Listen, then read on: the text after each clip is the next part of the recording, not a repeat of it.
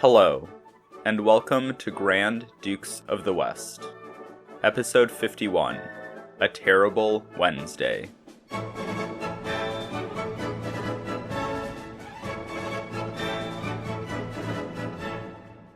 We ended our last episode with some ominous foreshadowing. The militias of the towns of Flanders had mutinied while at the siege of Calais and returned home. But once they were back before the walls of their towns, they refused to disband. That's right, it's time for some more Flemish urban rebellion. But before we can cover the rebellions of 1436, we need to go back a little bit to explore the tensions in mid-15th century Flanders. The last time we really dug into Flemish revolts was back in episode 28, so we should probably take some time to get reoriented with the people of Flanders and their grievances. The county of Flanders was dominated by three cities: Ghent, Bruges, and Ypres. Ghent was the largest of the three, with a population of somewhere between 50 and 60,000 people. The economy of Ghent centered around cloth production, and the city was an industrial powerhouse. It also tended to be the most raucous of the cities, and the major Ghent revolts of the Arteveldes in the 14th century can serve as example. Bruges was a bit smaller than Ghent, with a population of between 40 and 45,000 people. While the production of cloth certainly was a major industry in Bruges, the dominant economic activity of the city was trade. Bruges was the entrepot of Western Europe. Italian merchants brought goods from the Mediterranean, and Hanseatic merchants brought goods from the Baltic. And they were joined by other merchants from all over Western Europe. Traders from Castile, Aragon, Portugal, England, Scotland, southern Germany, France proper, and the rest of the Low Countries all made their way to the market of Bruges. Ypres was the smallest of the three, with a population of around 10,000 people, and had been experiencing a decline of population and economic power since its high watermark around 1200.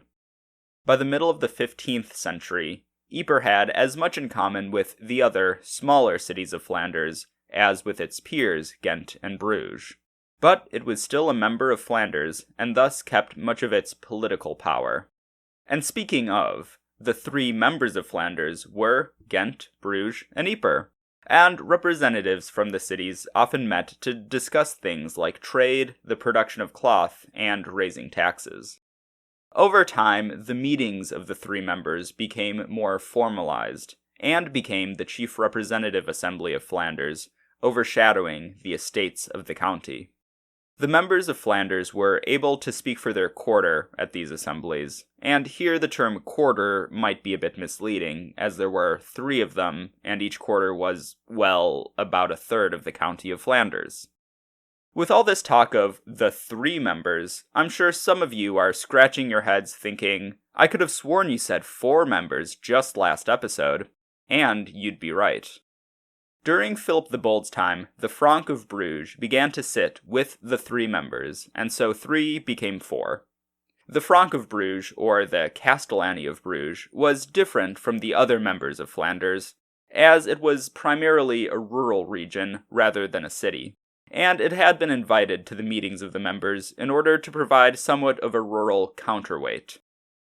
Ghent and Ypres accepted the Franc, but the city of Bruges resisted, as the city and Castellany often found themselves at odds, and the Franc's inclusion threatened the city of Bruges' power in its quarter. The rivalry between Bruges and the Franc was a long-standing one, and interregional and intercity conflicts were fairly common in medieval Flanders, with the rivalry between Ghent and Bruges being another common source of discord.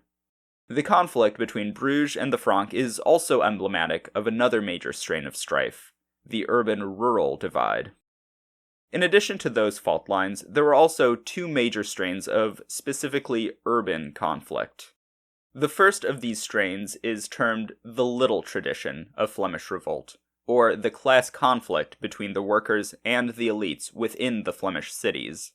And the second of these is termed the Great Tradition of Flemish Revolts, or the revolt of the cities of Flanders against the centralizing tendencies of their count. All of these strains intermingled from time to time, and Bruges' Great Uprising of the 1430s would incorporate elements of all four. But we still have some ground to cover before we get there. I haven't talked much about urban revolt since the 1410s, and while no revolt under John the Fearless could rival the fever pitch of the Ghent War, there was still the occasional bit of revolt and rebellion in Flanders. Flemish restlessness began to increase under Philip the Good, and throughout the 1420s, several instances of the little tradition of revolt broke out in Ghent. None of these occurrences merited a serious response from the Duke, and they were all contained and dealt with by the civic authorities of the city.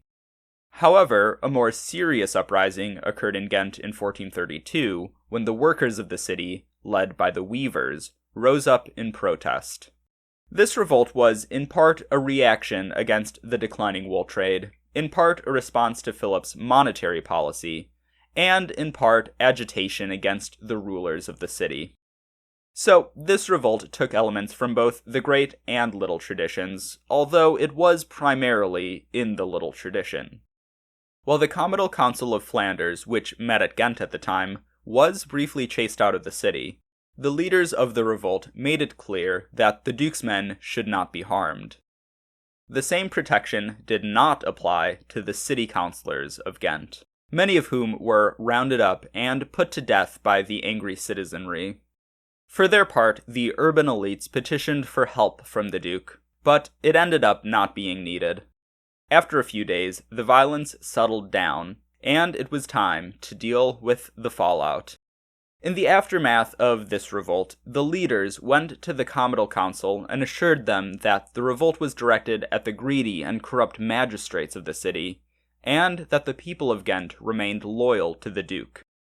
Any hostility towards Burgundy during this conflagration was downplayed, and once peace was restored to the city, the council returned to Ghent and even petitioned Philip the Good to forgive the city for their rebellion.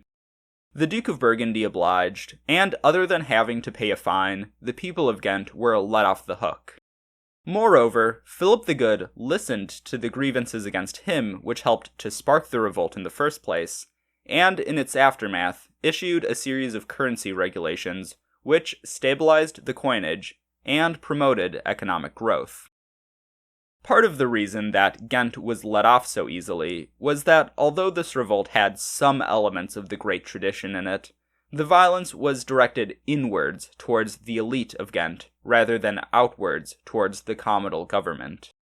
The story of Ghent in these years is primarily one of class conflict between the workers and patricians, rather than one of a battle for independence against a centralizing count. Over the next few years, more riots continued to break out in Ghent, but these were all on a smaller scale than the 1432 revolt.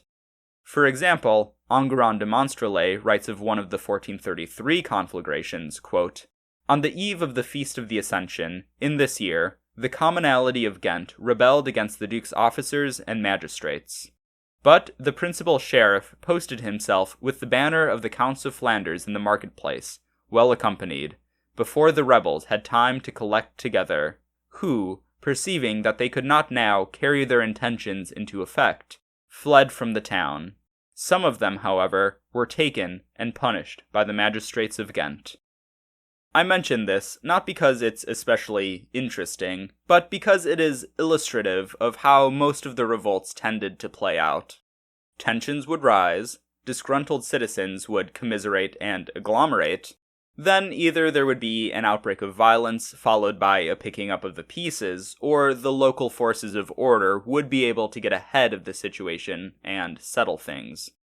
And while I've been focusing on Ghent thus far, mainly because it had more civic turmoil than the other cities of Flanders, the other cities certainly weren't immune. Yper and Gerardsbergen both had revolts of their own, as did the primarily rural Castellani of Cassel. So now I finally get to talk about the rebellion of Cassel. If you were to look at my episode outlines, you'd find that for the past 8 or so episodes, each one of them would have an entry along the lines of, talk about Cassel, the rebellion of Cassel, maybe do Cassel here, should I mention Cassel? and I just haven't found the right place to bring it up.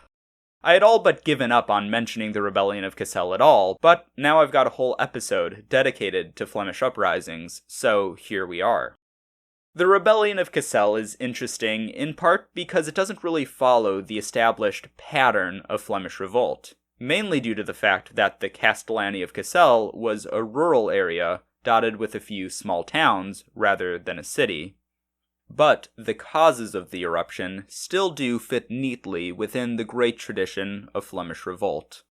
The impetus for the violence in Cassel was the centralizing tendencies of the Burgundian government. Richard Vaughan relates that, quote, "The trouble seems to have started in 1427, as a result of the too vigorous attempts of the bailiff to stamp out certain judicial procedures which he and Philip the Good's government regarded as abuses, but which the local populace cherished as time-honored customs." Things did not come to a head right away, and the first instance of conflict between Cassel and the ducal government came on the judicial front, when the people of Cassel brought their case to the Parlement of Paris, and petitioned them to reverse the judgment of the bailiff. The Parlement, an institution which Vaughan describes as, quote, specialized in meddling with other people's affairs, took up the case and summoned the bailiff of Cassel as well as a handful of other ducal officials to answer the charges. Thus, the conflict in Cassel got wrapped up with the general power struggle between the Dukes of Burgundy and the Crown of France. Now at this point, the Parlement of Paris was still an agent of Lancastrian France, but going forward, Charles VII and his successor will use the Parlement to nibble away the rights of the Duke of Burgundy whenever possible. In this case, Philip complained to the Duke of Bedford that the Parlement was overreaching, and told his officers to ignore the summons, which they did. With their subpoena ignored, the Parlement ruled in favor of Cassel, but this changed little, as the Duke and his officers ignored the judgment, just as they had ignored the summons. Over the next few years, tensions continued to rise, and the occasional bit of unrest occurred, but serious violence only broke out in 1430. The rebellion began when a peasant mob tried to ambush and kidnap the bailiff, one Colard de Commines, the father of Philippe de Commines, who we will become intimately familiar with towards the end of this podcast. Colard was able to escape, but some of his family members and aides were taken hostage. He then fled to the nearby town of Bailleul, but the peasants of Cassel managed to break into the town and abduct him. The rebellious Cassellers then went on a bit of a rampage, which included the seizing and razing of one of Colard de Comines' castles. The rebellion continued for the rest of the year, but began to fizzle out over the winter. In early 1431, the Duke of Burgundy arrived in Cassel with an army, but this was meant more as a show of force than a demonstration of it, as a deal to end the rebellion was also being negotiated by the 4 members of Flanders at the time. The Cassellers made a public apology to the Duke of Burgundy and asked for his pardon. In the ensuing deal, only a handful of the leaders of the rebellion would be executed, and the rest of the punishment would be pecuniary. The people of Cassel agreed to pay a total of over 50,000 gold nobles to the Duke of Burgundy and to Colard de Comines, and furthermore, they agreed to hand over their weapons and rescind their appeal to the Paris Parlement. Thus, Cassel was easily brought back into the fold. And really, in all of the above cases, the Duke either didn't have to get involved directly, or was able to more or less show up with an army and receive the submission of the rebels. And that was how the majority of these cases of civic unrest went. And most of the reason that we haven't spent a bunch of time on them is that there's really not too much to talk about with each individual episode. We've also seen that while there was often some element of hostility towards Philip's comital government in Flanders, the revolts tended to be focused on local affairs, with the major exception here being the case of Cassel. But we should not forget about that element of hostility, because it certainly was present. All of the Valois Dukes of Burgundy were centralizers to some degree, and Philip the Good continued in the tradition of his forebears. We saw some consequences of this in the rebellion of Cassel, and the cities had just as much to fear from the Duke's machinations as his rural territories did. The Duke worked to take control of the levers of justice from the city aldermen whenever possible. He worked to funnel public money from the city coffers to his central treasury, and he worked to co-opt the city elite. This last point is especially notable, as throughout the Burgundian period, we see the city patricians of Flanders cozying up with the Burgundian administration. More and more, the Dukes of Burgundy began to pull urban elites into their state bureaucracy, and consequently, more and more of those urban elites angled to get those influential and lucrative jobs. So, in a period where the Dukes of Burgundy are working to expand their influence into the city governments of Flanders, the traditional elites of those cities are becoming more willing, even eager, to please the Duke. Philip the Good had a lot of patronage he could dispense, and he was willing to reward those who worked on his behalf. As the urban elites and Burgundian government grew closer, the great and little traditions of Flemish revolt began to merge. We can see an example of this in the 1432 Ghent revolt, and going forward, the combination of class grievances with grievances against the Burgundian Count of Flanders will be an explosive combination. So, before we return to the narrative, let's dig into what those grievances were. They tended to be a mixture of things that could actually be laid at the Duke of Burgundy's feet, and general gripes with the state of things. One of the biggest issues was, as it remains today, the economy. The economy of medieval Flanders was dominated by the cloth trade, and over the past few years, the cloth trade began to suffer. One of the major causes of this decline was the rocky relationship between Burgundy and England. Even before Philip the Good split with the Lancastrian regime, the Calais ordinances and the rise of England's domestic cloth industry began to drive a wedge into the once close economic relationship between Burgundy and Flanders. In the years following the publishing of the Calais ordinances, Flemish textile output fell by about a third. Things then went from bad to worse following the political split at the Congress of Raase, when England instituted a wool embargo on Flanders, which shook the Flemish economy to its core. In addition to competition from English cloth, the smaller towns of Flanders and the rural areas had budding cloth industries of their own. The three great cities tried their hardest to snuff out the local competition, but it was to no avail. Economic decline was hitting Ghent, Bruges, and Ypres hard. In Ghent, over half of the working population was directly employed in the cloth industry, and much of the rest supported it in some way or another. A smaller proportion of the inhabitants of Bruges were cloth workers, but it was still a huge employer, and the other major businesses of Bruges, shipping and trade, were also under threat. After the Treaty of Raase was signed, English pirates began to target Flemish shipping as well as other merchant ships heading to Bruges. Moreover, tensions were also rising between the market city and the merchants of the Hanseatic League, which resulted in the Hanse merchants boycotting Flanders entirely for a brief period. We're going to explore this topic more in a future episode, but for now, you really just need to know that this boycott not only wreaked havoc on the economy of Bruges, but it also resulted in a famine, as the Hanse merchants carried vast amounts of grain, in addition to other Baltic goods such as timber, beeswax, oars, furs, and more. As empty stomachs often lead to social unrest, it should not be terribly surprising that Bruges was a tinderbox, and in addition to the poor economy and hunger, other local issues poured fuel on the situation. The most pressing of these local issues was the rivalry between Bruges and Sluis. Bruges was connected to the North Sea via the Zwin estuary, but the Zwin was silting up, and it was difficult for the larger merchant ships to reach Bruges proper. Therefore, the nearby city of Sluis became the port and harbor of Bruges. Over the years, Bruges worked to strengthen its grip on Sluis, while Sluis worked to gain more independence from Bruges and maybe siphon off some of Bruges' commerce. And this dynamic also played into the general competition for dominance between the city of Bruges and the Franc of Bruges.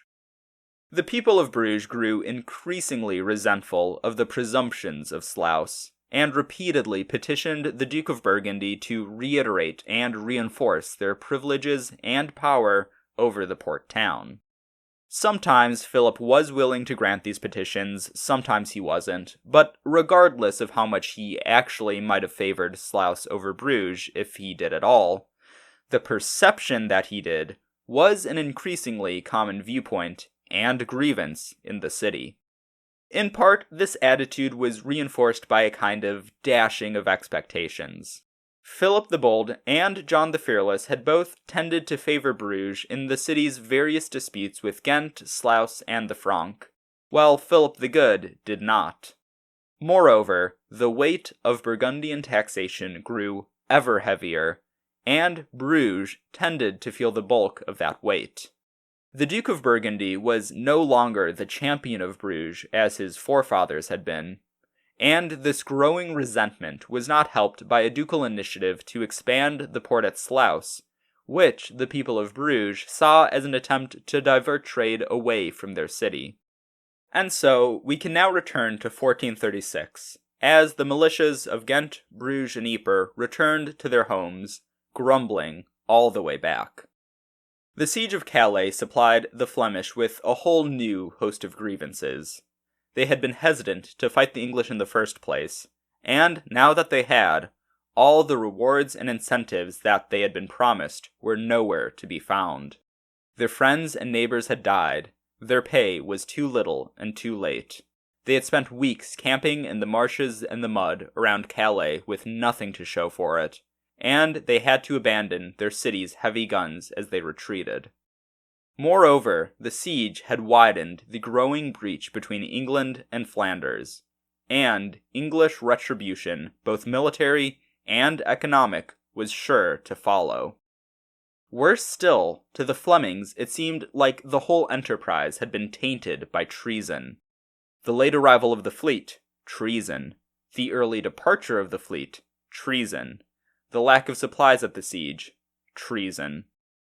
As the siege dragged on, these grumblings continued, and by the time that the Flemish militias mutinied, there was a significant group of Flemings calling for the arrest and execution of the Duke's councillors, who had been in favor of and were in charge of the siege, as they were obviously treacherous and plotted the siege as a means of weakening the Duke and the cities of Flanders.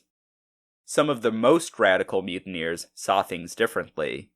They claimed that the Duke himself had conspired against them, and he was to blame just as much as his councillors were for the boondoggle at Calais. The return of the militias to their hometowns was an event that always had the potential to spark a conflict. And it should be no surprise that in an atmosphere where insubordination was already rampant, rebellion was on the horizon. As the militias of Ghent, Bruges, and Ypres returned home, they refused to disband and to enter their cities. After some hemming, hawing, and cajoling, the Ypres militia agreed to disband in exchange for some concessions from the town's elites. But Ghent and Bruges would be another story. This was less than ideal, but it was not necessarily disastrous, as Humphrey of Gloucester was about to lead an English army into Flanders. If the militias could be rallied and deployed against that army, then the two crises could be dealt with simultaneously. Philip tried to gather these forces in western Flanders to see off Humphrey, but his summons were ignored. Isabella of Portugal, the Duchess of Burgundy, had been in Ghent where she had been fruitlessly pleading with the militia, and after that produced nothing, she moved on to Bruges to try her luck there. The Duchess was able to convince a contingent of the Bruges militia to go to Oostburg, another port town on the Zwen, to organize a defense of the estuary against a possible English landing. However, once the militia left Bruges, rather than going to Oostburg, they decided to go to Sluis instead. When they demanded admittance to the town, the captain of Sluis, Roland de Uitkerk, a knight of the Golden Fleece, refused to let them in. In this, he was backed up by the people of Sluis, who honestly feared the Bruges militia as much as, if not more than, the English navy. The Bruges militia was outraged by this defiance in a city which they considered to be under their jurisdiction.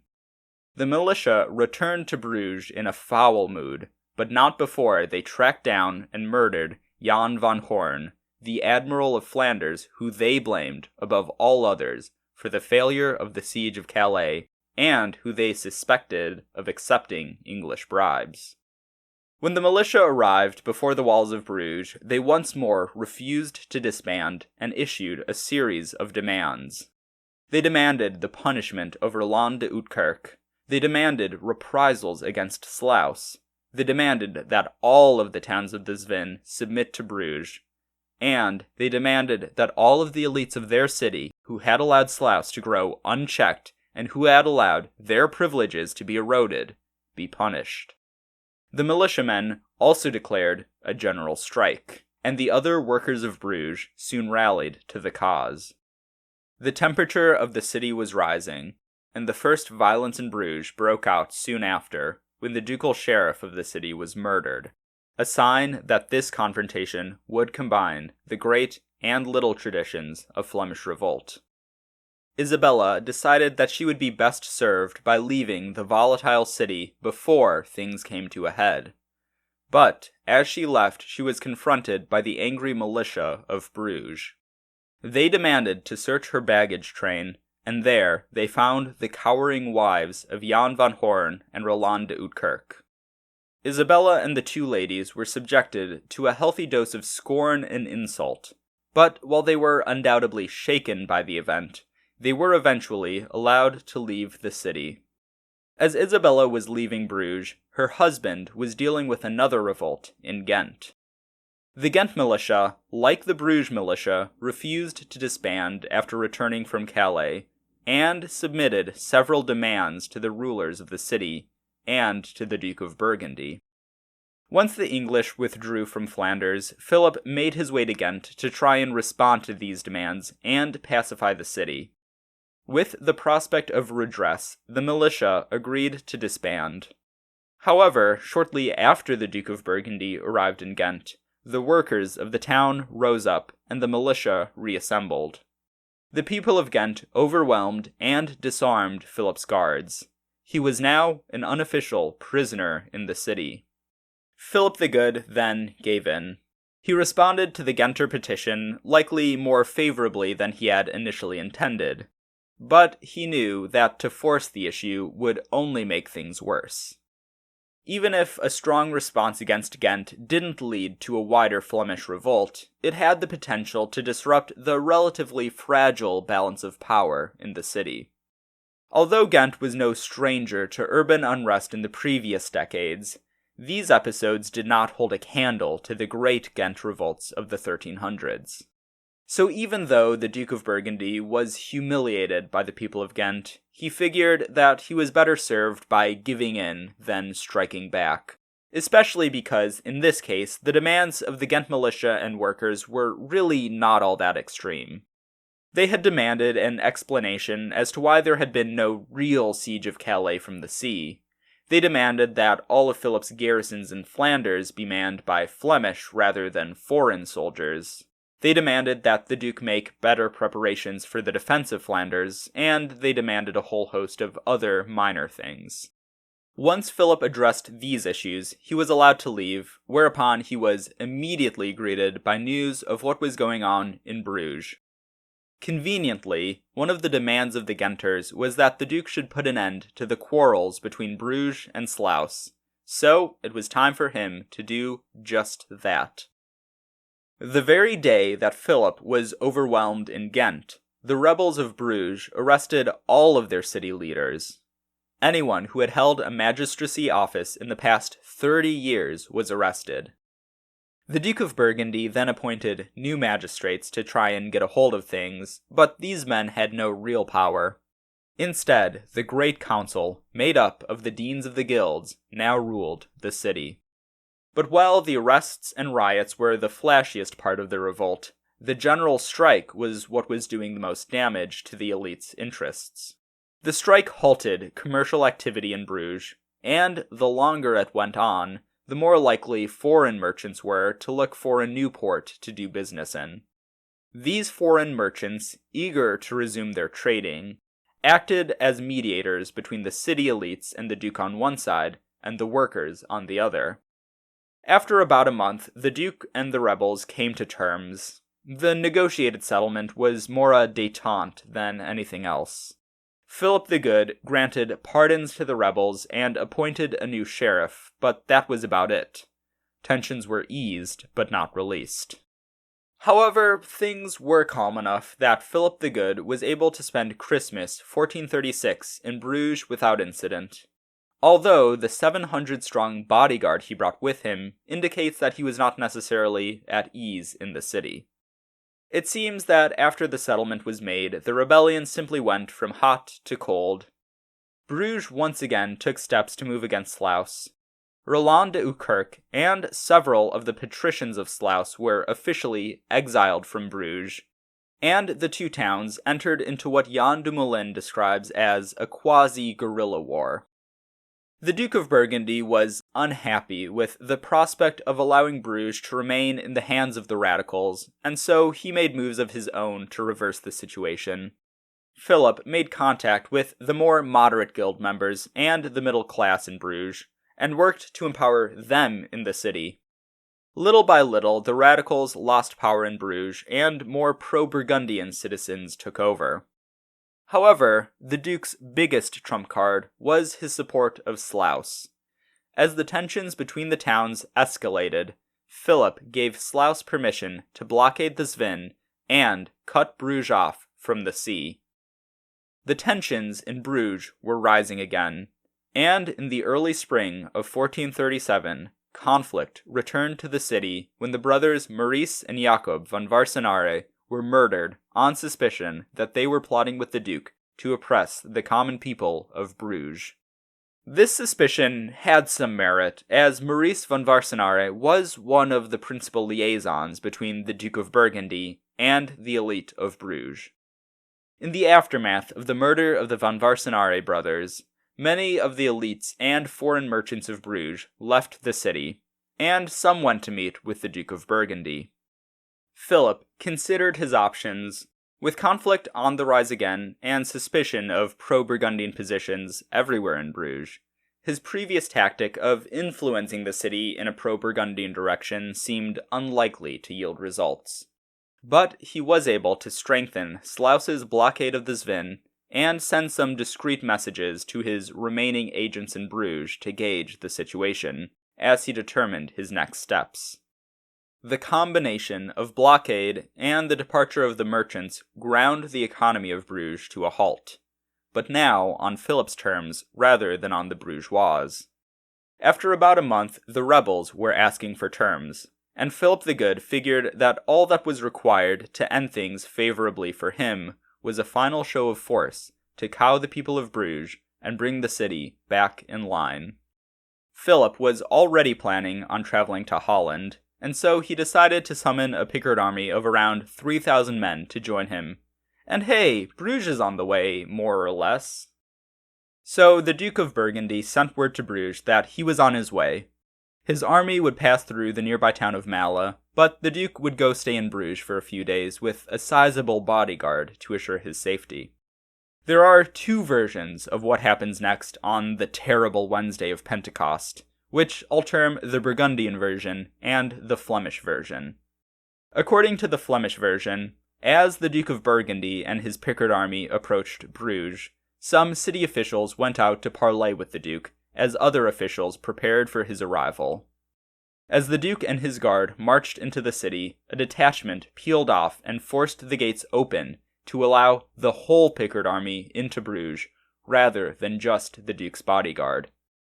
As the Burgundian force rode in, some of the bourgeois noticed that while they were all unarmed and dressed in their finest clothes to receive their prince, Philip and his force were armed to the teeth and ready for combat.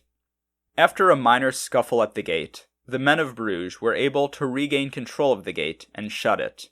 But not before Philip's force in the city rose to 1,100 men.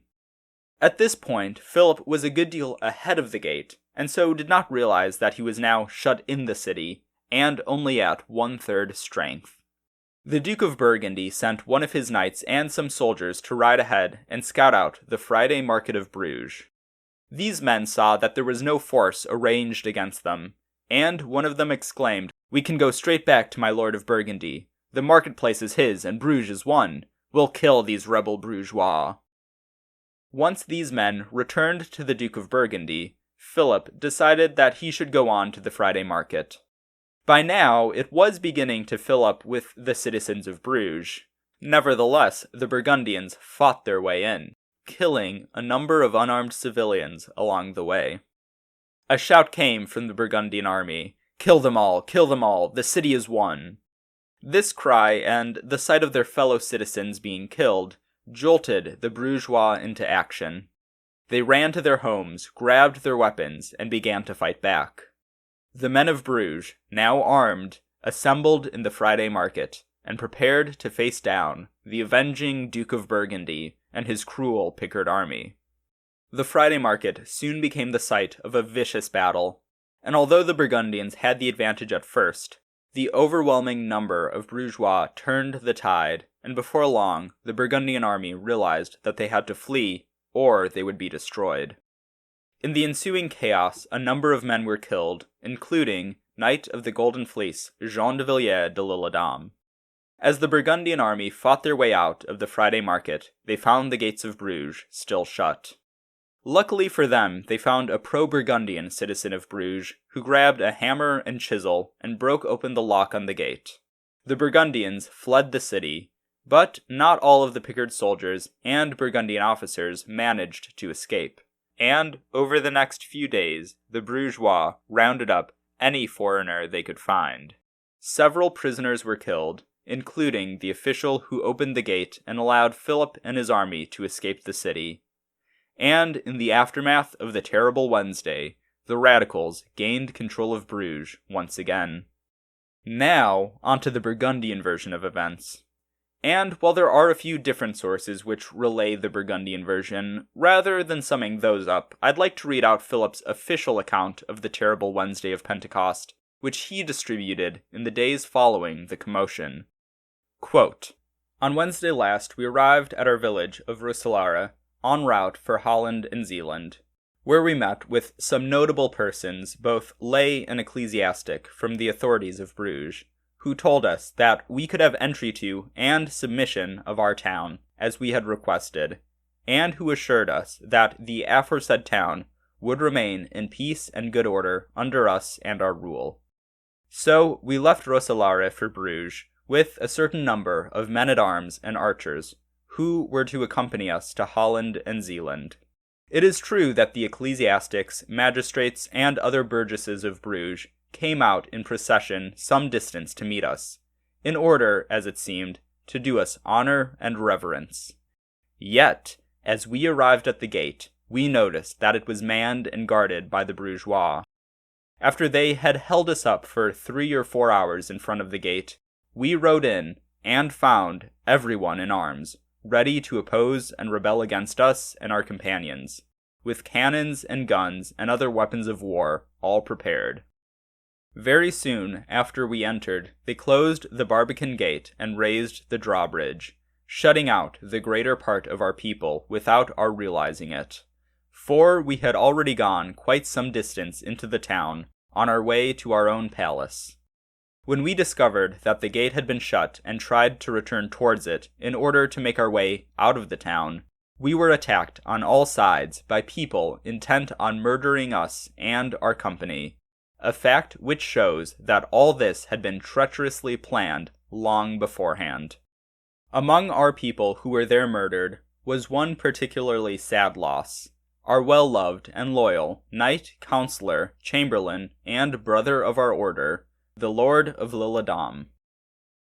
Now, both of these versions seem to ring a little bit hollow, And I find it most likely that a combination of miscommunication and mutual distrust was truly responsible for the events of the Terrible Wednesday.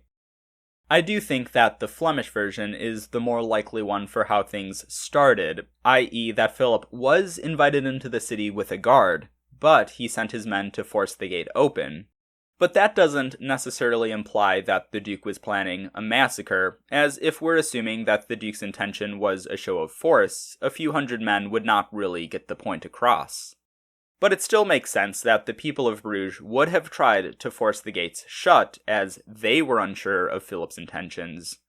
And consequently, even if the Burgundians had intended on simply marching into the town, staying for a few days, and then leaving, now they were trapped. I can't say for sure who struck the first blow, but I honestly don't think it really matters all that much. It seems to me that neither side really wanted this fight, and so rather than one side trying to ambush or overwhelm the other, I think that the tension of the situation probably just got to one individual, they snapped, and things snowballed from there. If I had to guess, I would say that the majority of the people of Bruges were unarmed, but I find it unlikely that the more radical guild members would have had nothing on them. And furthermore, there were almost certainly some militiamen armed in the city. So the fighting broke out, and the better armed Burgundians had the initial advantage before the sheer numbers of Brugeois turned the tide against the Duke. From here, both versions of the story relate the same course of events. The Duke fled, the radicals gained more power in Bruges, Philip was humiliated, and Bruges was in full-blown revolt. In the aftermath of the Terrible Wednesday, Philip extended the blockade of Bruges by preventing anyone from carrying goods to the city by land, which, in combination with Sluis's blockade of the Zwin, began to really choke the city. More of the wealthy citizens and foreign merchants of Bruges now fled, and the radicals of the city decided to go on the offensive. With no one bringing goods into the city, the militia of Bruges went out to raid their neighbors. Soon after, they assembled a force of around 4,000 militiamen and went to besiege Sluis.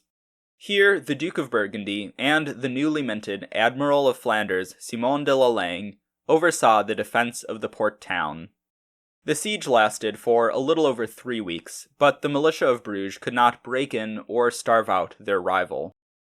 Meanwhile, back in Bruges, the more moderate faction was clawing back power bit by bit, in part due to the realization that no one else in Flanders was coming to their aid. And in fact, Ghent seemed particularly eager to help the Duke knock them down a peg or two. Coincidentally, Ghent was also going through some significant civic unrest at this time, but this was purely in the little tradition. The conflict between Bruges, Sluis, and the Duke was starting to spread discontent throughout Flanders. And in Ghent, people started complaining about the blockade of the Zwin, which, although directed at Bruges, harmed commerce throughout the county, as well as the pillaging expeditions of both the Bruges and Sluis militias. The artisans of Ghent decided that they needed to impose order back on the county and maybe extend the reach of their city, while the patricians had a more wait-and-see approach to things. The artisans of Ghent thus rose up against the government of the city and installed a new one, headed by a captain of the city and a council of 12. Interestingly, the majority of the Weavers' Guild, by far the largest and most powerful of the guilds, refused to participate in this uprising. They held a good degree of power in the old governmental arrangements and didn't really want to go to war with Bruges. So, while this was in part a class conflict, it was not simply a case of patrician versus worker. In the aftermath of the uprising, the new captain of Ghent, Rouven, went to meet with the Duke of Burgundy and sought his sanction for the events which brought him to power. Philip, not wanting to alienate Ghent while Bruges was up in arms, gave the new government of Ghent his blessing. The Duke granted Raase a commission and had the captain take an oath of allegiance to him. Over the next few weeks, Ghent joined Philip's struggle against Bruges, and in fact, this phase of the Bruges rebellion is more a conflict between the cities than a conflict between Bruges and the Duke. However, after about a month, the men of Ghent tired of the fighting and wanted to return to the way things were. Rouven was deposed, and the old magistrates of the town were invited back. Philip, seemingly happy to just go with the flow here, duly cancelled Raase's ducal commission and forbade any of his subjects from following the former captain of Ghent. And Ghent was not the only city to tire of the fighting. The moderates of Bruges were now firmly in power and wanted desperately to make peace with Philip. And so, in February 1438, the Treaty of Raase was signed between Burgundy and Bruges. Yeah, we have another Treaty of Raase, but don't worry, this one will only take a minute or so to explain. Like with the 1435 Treaty of Raase, Philip came out very ahead in this treaty, but unlike in the previous one, there's no debate about its long-term implications. Philip imposed a massive fine of 200,000 gold riders on Bruges, as well as the right to demand further compensation for those killed on the terrible Wednesday. Moreover, the Duke demanded that the gate which had been closed as his forces entered Bruges be demolished, and a monument be built on that site. Additionally, daily masses for those killed on the terrible Wednesday should be sung, as well as a special mass on each anniversary of the riot. Sluis was to be more or less completely freed from the jurisdiction of Bruges. Bruges could no longer dictate what was traded or produced at Sluis, nor could they control the appointment of Sluis's officers. Furthermore, the Bruges militia was not allowed to assemble without permission from the Duke, and general strikes were forbidden in the city.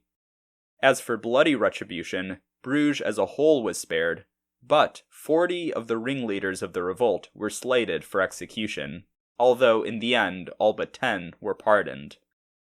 With the 1438 Treaty of Raase, Philip regained power over Bruges, and was able to continue working to strengthen and centralize his administration. We are not done with Flemish revolts, not by a long shot, but we can at least leave the 1430s without another major one breaking out. The book on the Revolt of Bruges would be closed in 1440, when Philip finally returned to the city and made a joyous entry. Here he was greeted by a city eager to demonstrate their loyalty to their ruler, and the Duke was eager to demonstrate his magnificence and magnanimity. As Philip the Good processed through Bruges, he was accompanied by the Duke of Orléans.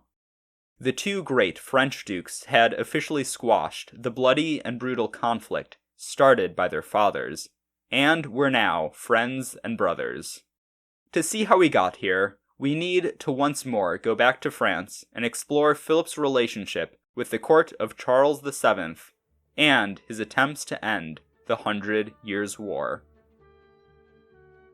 Thank you so much to my patrons, with an extra thanks to my newest patron, Stanley, Comte d'Edon, and to Christine, Duchess de Nemours, Elliot, Graaf van Gravenstein, Anthony, Comte de Chateauneuf-en-Auxois, Preston, Comte de Saint-Fargeau, Mark, Comte de Meursault, Diana, Graaf van Beersel, Mehmet, Comte Saint-Terre, Chris, Comte de Seymour, David, Graaf van Bornum, Rosa, Comte de Germol, Elliot, Comte de Bussy-le-Grand, Quentin, Graaf van Blasveld, Eric, Comte de Couche, David, Graaf van Barland, Jonathan, Comte de Bazoches, Olivier, Comte d'Ussert, John, Graaf van Helmond, Spencer, Graaf van Breda, and to my Knights of the Duchy. If you want to join them, you can at patreon.com/ValoisBurgundy. If you want to support the podcast in other ways, you can do so by leaving a review on your podcast app of choice and telling your friends about the show. Both really help to grow the show and will earn you my everlasting appreciation. If you want to keep up with the show, you can follow me at Valois Burgundy on Twitter or Blue Sky, or find Grand Dukes of the West on Facebook. You can also email me at granddukesofthewest@gmail.com, and check out the podcast website for maps, images, sources, and more at granddukesofthewest.com. Once again, thank you for listening.